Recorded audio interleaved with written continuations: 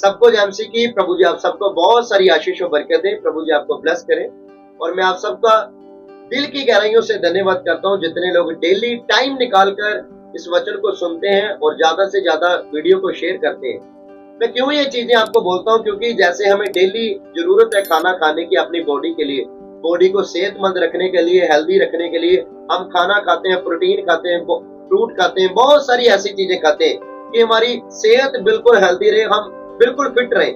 ऐसे ही अगर आप आत्मा में बढ़ना चाहते हो, आत्मा में फिट होना चाहते हो, आत्मा में मजबूत होना चाहते हो, और किसी चीज से नहीं आप फिट होगे, सिर्फ आप खुदावंत के वचन सुनने से आत्मा में फिट होगे।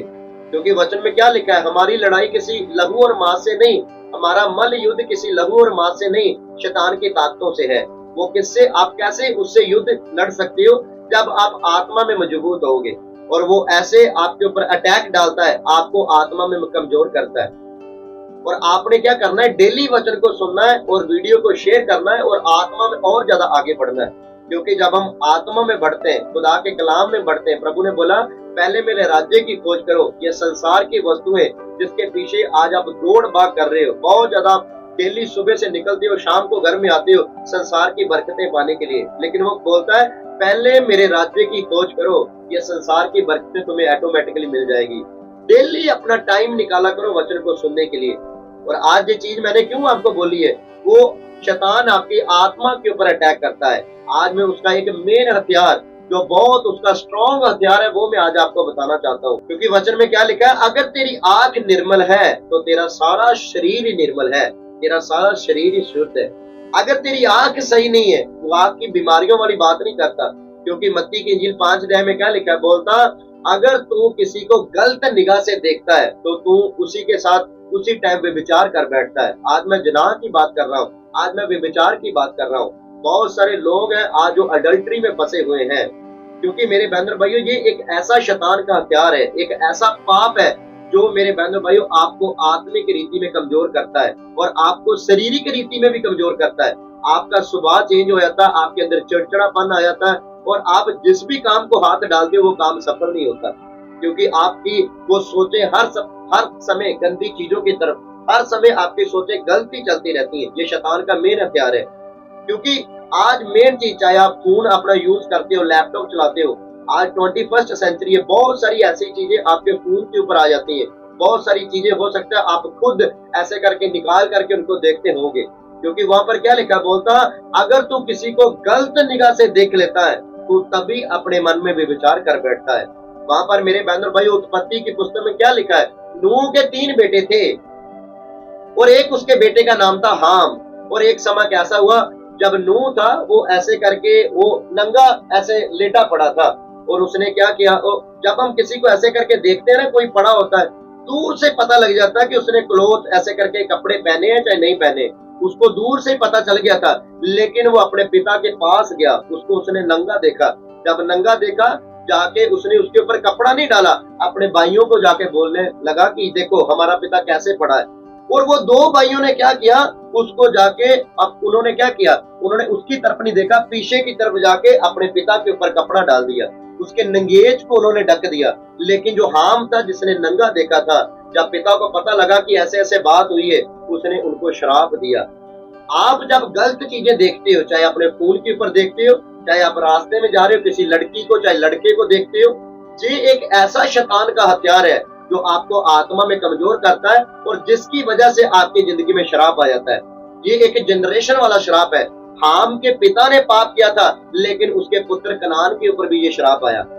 बेबरकती आ गई मेरे बहन और भाइयों।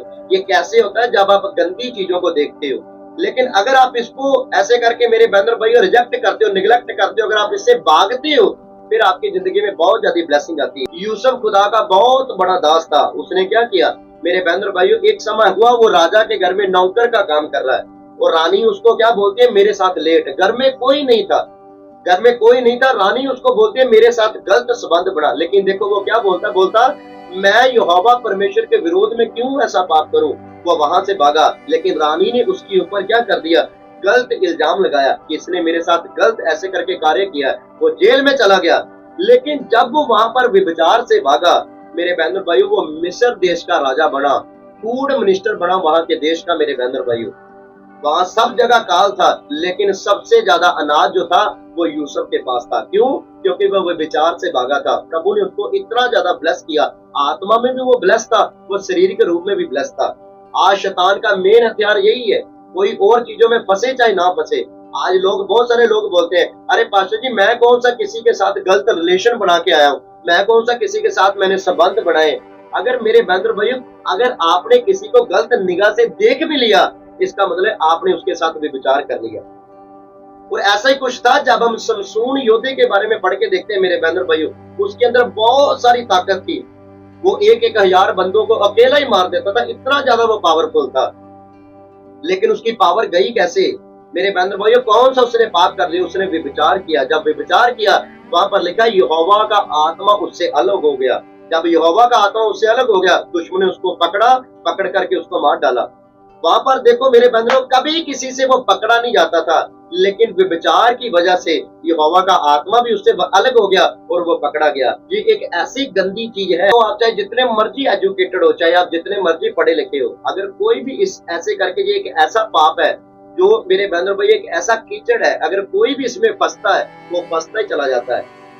और इससे आज बड़े लोग बोलते हैं, अरे पास्टर जी मेरे को इन चीजों से बाहर निकाल दो, मैं ये चीजें करता हूँ, मैं गंदी चीजें देखता हूँ, मैं ऐसे करके ये चीजें कर बैठता हूँ, मैं इससे बचने के लिए क्या करूं? आपने खुद इससे भागना है, किसी ने आपको बाहर नहीं निकालना।